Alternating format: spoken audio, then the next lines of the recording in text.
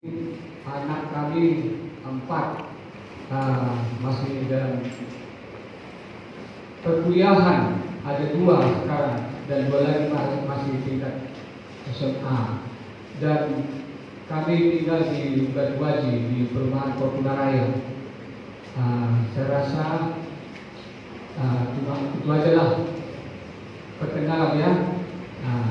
Warga menurut Nata Tobing anak 4. Ya, pelayanan ya udah tahu di GPI sidang kajian. Puji Tuhan. Bapak Ibu Saudara yang dikasih Tuhan, kita mau mendengarkan firman Tuhan. Kalau saya membawa firman Tuhan, ya terlalu panjang Bapak Ibu Saudara, ya terlalu panjang. Tapi hari ini kita mau melihat firman Tuhan dalam Filipi pasal yang pertama, mulai ayat yang ke-27 sampai dengan ayatnya yang ke-29. Dalam Filipi pasal yang pertama, mulai ayat 27 sampai dengan ayat yang ke-29. Bapak Ibu Saudaraku yang dikasih Tuhan, saya akan bacakan firman Tuhan buat kita hari ini. Nasihat supaya tetap berjuang. Hanya hendaklah hidupmu berpegangan dengan Injil Kristus, supaya apabila aku datang aku melihat, dan apabila aku tidak datang aku mendengar, bahwa kamu teguh berdiri dalam satu roh dan sehati sejiwa berjuang untuk iman yang timbul dari berita Injil, dengan tidak digentarkan sedikit pun oleh lawan. Bagi mereka semuanya itu adalah tanda kebinasaan, tetapi bagi kamu tanda keselamatan, dan itu datangnya dari Allah. Sebab kepada kamu dikaruniakan bukan saja untuk percaya kepada Kristus, melainkan juga untuk menderita untuk Dia. Puji nama Tuhan. Bapak Ibu Saudaraku yang dikasih Tuhan, ini adalah nasihat daripada Rasul Paulus yang terus dinasehati jemaatnya itu yang ada di Filipi. Yang walaupun Bapak Ibu Saudaraku firman Tuhan ini dia tuliskan lewat keadaannya yang mengalami penderitaan oleh kebenaran Injil ini. Paulus menuliskan ini ke jemaat di Filipi, bukan dia di dalam suatu zona yang berbahagia, bukan suatu keadaan yang begitu aman, tetapi dia tuliskan ini Bapak Ibu Saudaraku ketika dia di dalam penjara. Dan dia di dalam penjara bukan karena kesalahannya, tetapi oleh memberitakan firman, oleh kebenaran daripada firman Tuhan. Saudara yang dikasih Tuhan, dan nasihat ini terus disampaikan kepada jemaat yang ada di Filipi, supaya mereka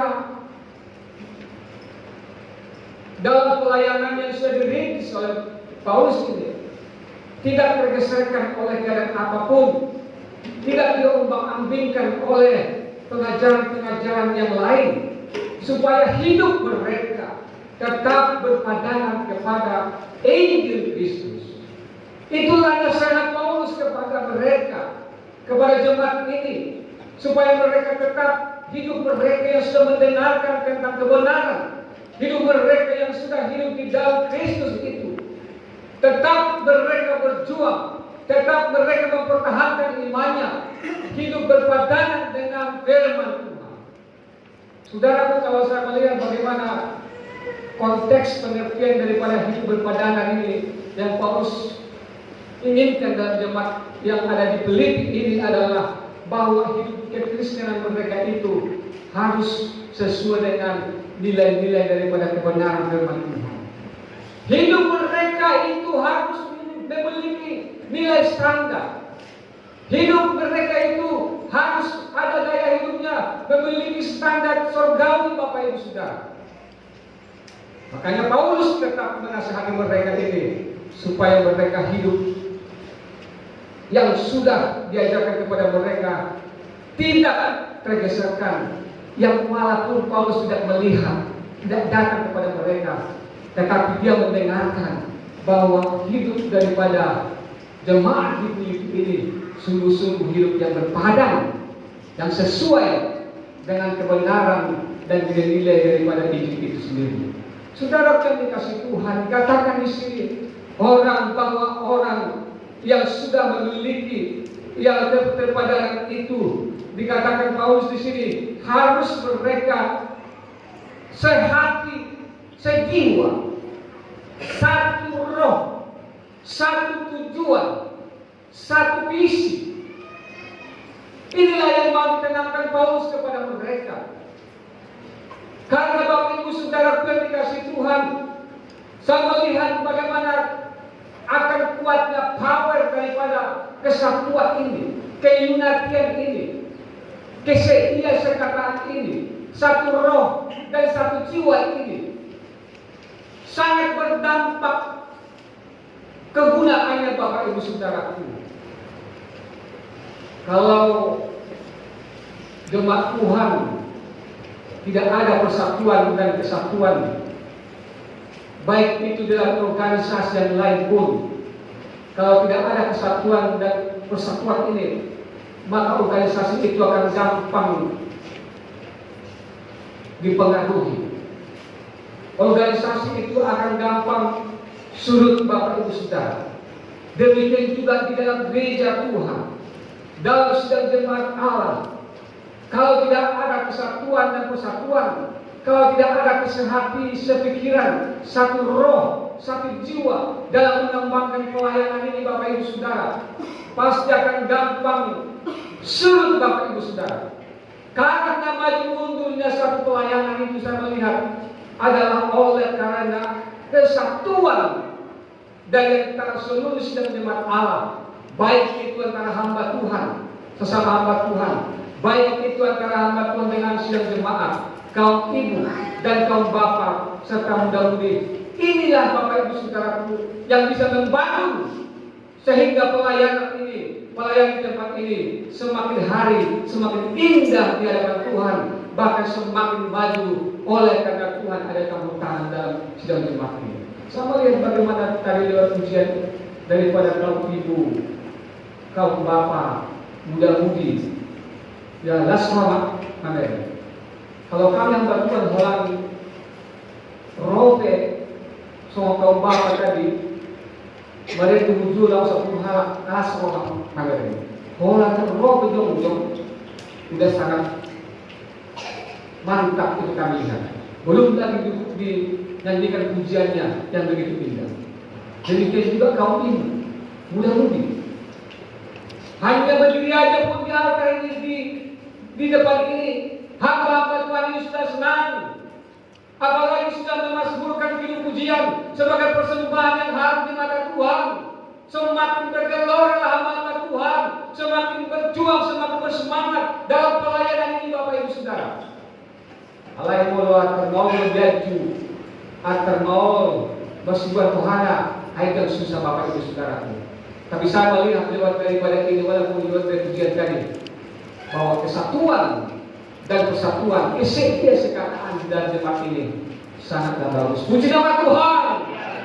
Sekarang yang dikasih Tuhan, bahwa persatuan dan kesatuan itu harus mutlak dimiliki oleh sidang jemaat Allah. Dan Paulus sudah melihat pada jemaat di Filipi ini, dia melihat ada satu pergeseran, ada suatu perselisihan, makanya dia dinasehati. Kalau kita melihat Bapak Ibu Saudara, ada pelayan Tuhan tidak sehingga sekata dalam pelayanan itu, sehingga Paulus menasihati mereka supaya mereka sehingga sekata. Saudara yang dikasih Tuhan, kalau kita melihat bagaimana dalam Filipi ini dikatakan ada hamba Tuhan yang tidak sepaham dan tidak sekata, maka Paulus menasihati mereka juga dengan saudaraku, dikatakan dalam firman Tuhan ini ada ketidakcocokan di antara hamba Tuhan, pelayan Tuhan, antara si Tike dan Euodia. Ini pelayan Tuhan Bapak Ibu Saudara. Ada mereka sedikit kekurang kompakan dalam mengembangkan pelayanan itu. Maka Paulus menasihati mereka, hai sedikit, engkau Euodia, harus sehati sepikir dalam membangun akan pelayanan yang ada di Filipi itu.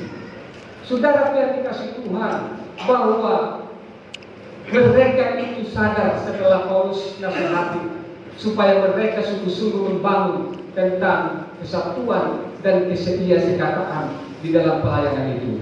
Saudaraku yang dikasih Tuhan, Yesus adalah teladan kita. Yesus adalah teladan yang kita harus contoh, yang mau kita harus tiru. Bagaimana dia memberikan suatu dampak teladan tentang kerendahan hati, tentang bagaimana dia mau datang ke dalam dunia. Yesus itu adalah Allah yang sesungguhnya, Bapak Ibu Saudara. Tetapi dia mau merendahkan dirinya, mengosongkan dirinya hanya untuk saudara dan saya. Dia mau datang dari surga dan dia ambil sebagai wujud manusia, sama seperti manusia, bahkan sampai taat sampai mati, Bapak Ibu Saudara. Coba kalau kita lihat dalam firman Tuhan tentang kerendahan hati, kata Yesus dalam Filipi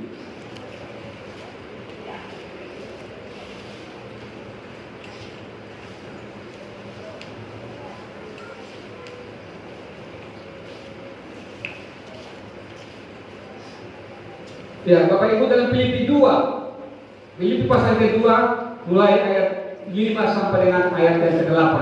Filipi pasal kedua mulai ayat 5 sampai dengan ayat yang ke-8. Ini adalah harus kita teladani, Bapak Ibu Saudara.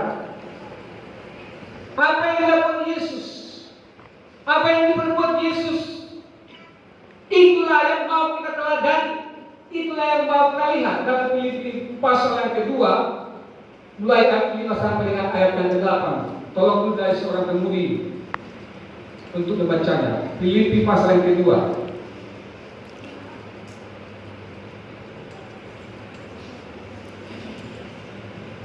Ya. Dalam Filipi pasal yang kedua ayat 5 sampai dengan ayat yang ke-8. Atau bisa ditampilkan di sini, di slide. Oh ya. Ya, akan saya bacakan. Dalam Filipi pasal kedua mulai ayat 5 sampai dengan ayat yang ke-8. Hendaklah kamu dalam hidupmu bersama menaruh pikiran dan perasaan yang terdapat juga dalam Kristus Yesus, yang walaupun dalam rupa Allah tidak menganggap kesetaraan dengan Allah itu sebagai milik yang harus dipertahankan, melainkan telah mengosongkan dirinya sendiri dan mengambil rupa seorang hamba dan menjadi sama dengan manusia. Ayat yang ke-8. Dan dalam keadaan sebagai manusia, ia telah merendahkan dirinya dan taat sampai mati, bahkan sampai mati di kayu salib. Lihat Bapak Ibu Saudara, firman Tuhan ini adalah teladan yang mau kita lihat, Bapak Ibu Saudaraku, bahwa Yesus Kristus memberikan contoh, memberikan teladan kepada seluruh umat manusia, secara khusus kepada kita hari ini, supaya kita dalam hidup ini, Bapak Ibu Saudaraku, yang mengikut Kristus ini, mengikut Tuhan, harus ada kerendahan hati. Kerendahan hati ini adalah harus mutlak dimiliki oleh setiap jemaat Allah. Karena saya melihat, Bapak Ibu Saudaraku, salah satu munculnya di emergency of the problem itu, masalah itu adalah karena tidak ada kerendahan hati di antara satu sama lain. Kalau saya melihat, kalau orang yang memiliki keadaan secara fisik, harta kita katakan jabatan, lalu dia menganggap dirinya sudah lebih wow di dalam satu komunitas, dan bahkan suara-suaranya inilah, pendapatnya inilah yang selalu didengarkan, diperhitungkan oleh yang lainnya. Bahkan ini saya lihat tidak tertutup juga di dalam gereja Tuhan. Ayo mulai seorang jemaat ini yang merasa bisa, yang merasa mampu, bahkan hartanya itu perlu silegion, ya, tapi tidak ada kerendahan hati dan dirinya. Akhirnya susah, Bapak Ibu Saudara yang dikasih Tuhan. Makanya kerendahan hati itu perlu dimiliki oleh setiap jemaat Tuhan. Kerendahan hati ini perlu kita miliki. Supaya apa, Bapak Ibu Saudara yang dikasih Tuhan? Supaya kesatuan hati itu kesehatan itu dapat terjalin dengan baik, dapat berjalan dengan baik demi kelangsungan daripada pertumbuhan akan persekutuan yang sedang kita lakukan. Yesus telah memberikan contoh kepada kita, Bapak Ibu Saudara. Dia adalah Allah yang dari surga.